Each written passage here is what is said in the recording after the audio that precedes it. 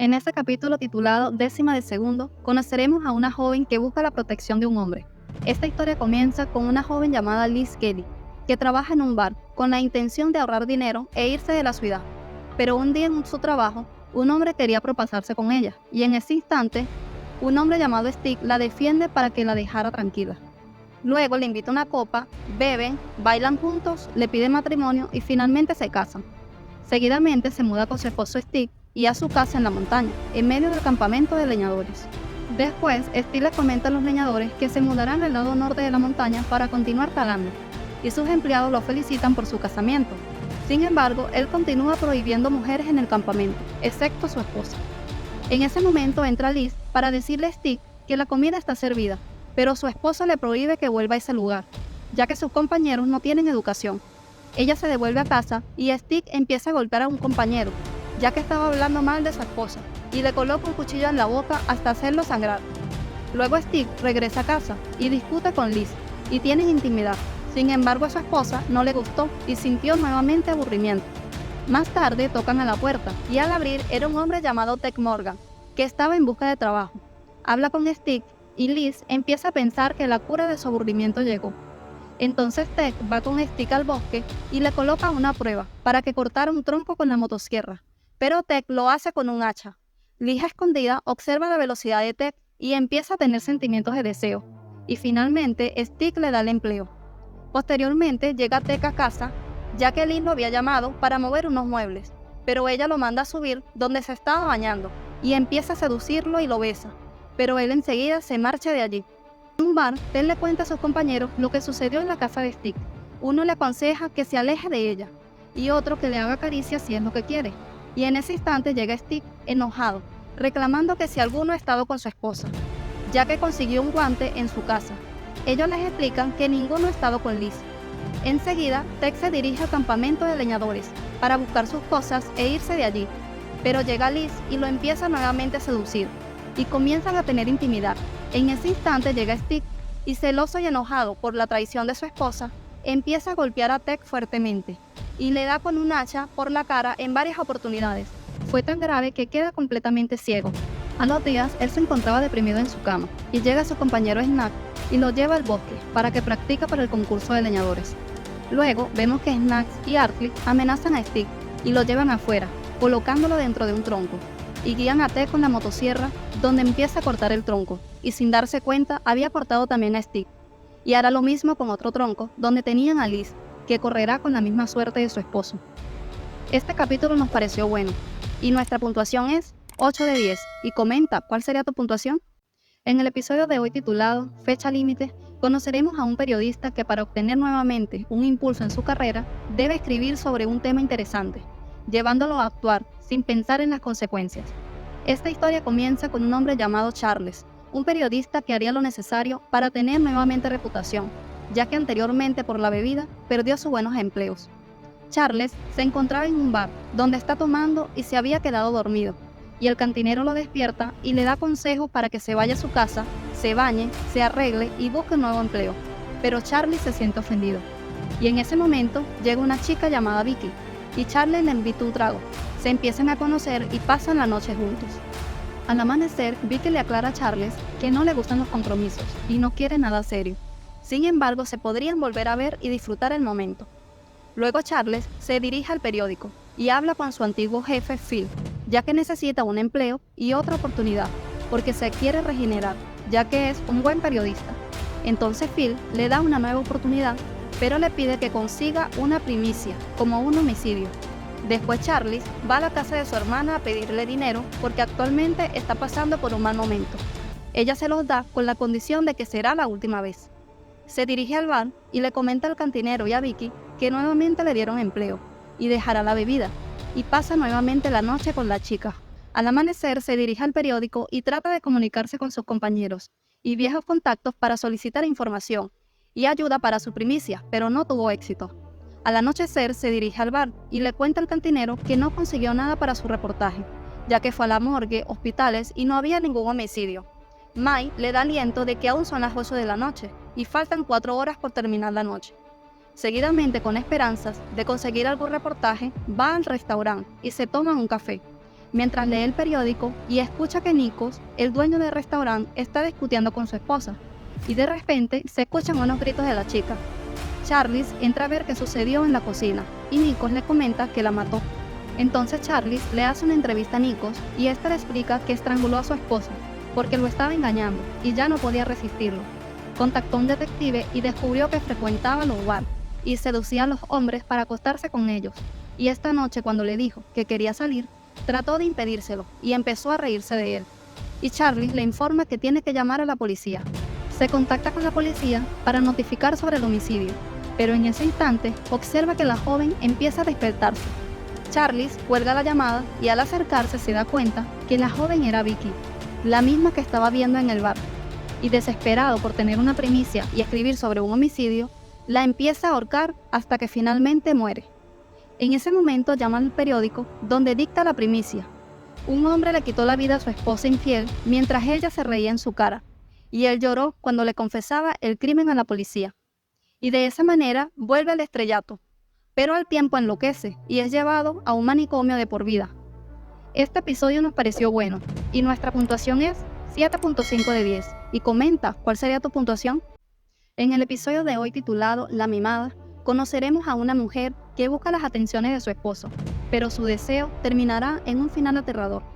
Esta historia comienza con una ama de casa llamada Janet, que se encuentra junto a su vecina viendo una telenovela, y ella comenta que le gustaría tener un amor ardiente como la protagonista, pero Janet se queja de su marido, ya que él está casado con su trabajo e investigación, olvidándose por completo de ella. Al llegar su esposo León, lo recibe y le pregunta si la operación tuvo éxito. Él le menciona que el paciente murió, porque no tiene el avance de la anestesia. Luego Janet entra al laboratorio de su esposo, lo abraza, queriendo tener un momento de intimidad. Pero él está concentrado y dedicado a su investigación e ignora sus señales. Después Janet se encuentra haciendo ejercicios y viendo la novela, pero precisamente en la escena emocionante se le va la señal al televisor y decide colocar antena por cable. Y llega el técnico para instalar la conexión. Y Janet empieza a sentir atracción y deseo hacia ese hombre. Y él le deja una tarjeta por si tiene algún problema con el cable. Más tarde, Janet entra al laboratorio de su esposo y empieza a seducirlo. Pero el doctor es muy estricto con su trabajo y no le presta atención a los deseos de su esposa, ya que ella quiere tener intimidad. Al día siguiente llama al técnico para que revisara el cable. Ella se viste con lencería y empieza a seducir al técnico, hasta que finalmente tienen intimidad, calmando su deseo. A la mañana siguiente vuelve el técnico, y cuando iban a tener intimidad, de repente llega León, y ellos disimulan, y su esposo le comenta que estará en casa las 24 horas del día, para continuar con el avance de su investigación, y se dirige al laboratorio. Pero antes de irse al técnico, descaradamente tienen intimidad, ya que su esposo estará por horas en el laboratorio, y así en varias oportunidades tiene intimidad con el técnico, mientras León trabaja en su investigación. Un día, León estaba nuevamente en su investigación y logró con éxito la anestesia, y sale contento del laboratorio para contarle la buena noticia a su esposa, pero al salir, la consigue teniendo intimidad con el técnico. Entra impresionado nuevamente a su laboratorio y al sentirse engañado, les coloca un trapo sedándolos inmediatamente. Los lleva a su laboratorio y le aplica su anestesia para experimentar con ellos, y procede a operarlos.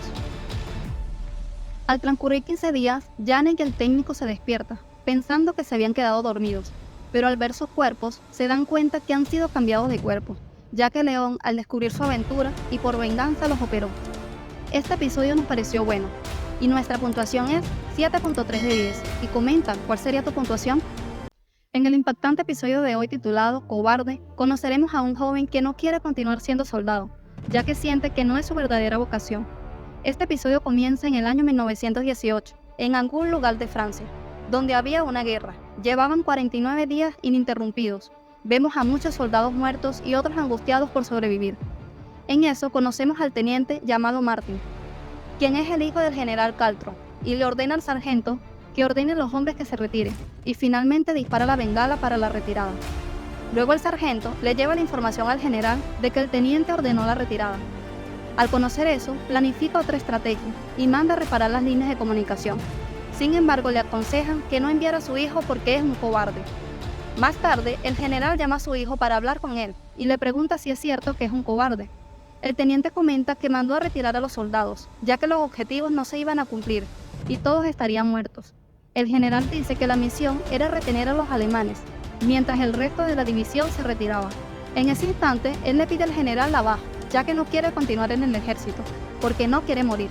Pero su padre se niega a dársela, ya que debilitaría su mando. Sin embargo, le propone un trato, de que si va en la patrulla, lo enviará a la retaguardia, para sacarlo del frente de la batalla. Entonces el teniente acepta y va con la patrulla a buscar las líneas de comunicación. Martin, al ver que los alemanes están muy cerca de las líneas, recomienda que es mejor retirarse, pero el sargento le propone que se quede allí, dándole un silbato, para que le cuide las espaldas, en caso de que vea algún alemán cerca.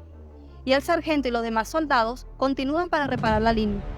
El teniente asustado observa que se acercan los alemanes, y por miedo no avisa con el silbato, y los alemanes atacan a sus compañeros, y cobardemente sale huyendo del lugar. Al llegar, le informa al general que los alemanes hicieron una emboscada. Intentó salvar a algunos hombres y apenas pudo llegar vivo. Y el general le cree, diciéndole que está orgulloso de su valentía. Enseguida llega el sargento herido, notificándole al general que el teniente es un cobarde, ya que vio a la patrulla alemana y no les avisó, entregando sus propios hombres a los alemanes. Y finalmente, el sargento muere diciendo que es un cobarde. Entonces el general, para verificar si las palabras de Marty eran ciertas, revisa su arma y se da cuenta que nunca fue disparada, mandándolo a arrestar, y llama a los oficiales para que se reporten en la iglesia. Después, declaran en la corte al teniente Martin culpable por el incumplimiento de su deber y acto de cobardía frente al enemigo, y dicta su sentencia, que es morir ante un pelotón de fusilamiento, y se llevará a cabo al amanecer. Más tarde, el general se dirige a hablar con su hijo e idea un plan para que su hijo no muera, ya que cuando carguen los rifles, todos tendrán balas de salva, y cuando el pelotón dispare, debe disimular que está muerto, ya que ellos se retirarán inmediatamente. Y le explica que preparó una mochila para él, con una nueva identidad, dinero y raciones. Lo pondrá en la zanja donde caerá, y cuando la compañía se marche, él se podrá ir. Pero le pide a cambio que debe enfrentar el fusilamiento como un hombre, demostrándole su valentía, y que no tiene miedo. Y Martin cree en las palabras de su padre y acepta. Al pasar una hora, llega el momento del fusilamiento. Llevan a Martin al paredón y el general carga las armas de los soldados. Y en ese instante entra el sacerdote junto a Martin, saliendo con valentía, y mira alrededor unas tumbas de sus compañeros. Observa a su padre hasta que llega al lugar de la ejecución, y en la zanja observa el bolso que su padre le prometió. Luego, el capitán lee su sentencia de muerte, bebe su último trago y dice unas últimas palabras antes de ejecutarlo, disculpándose por su miedo a morir, ya que interfirió con sus responsabilidades hacia sus hombres y obligaciones frente a sus superiores.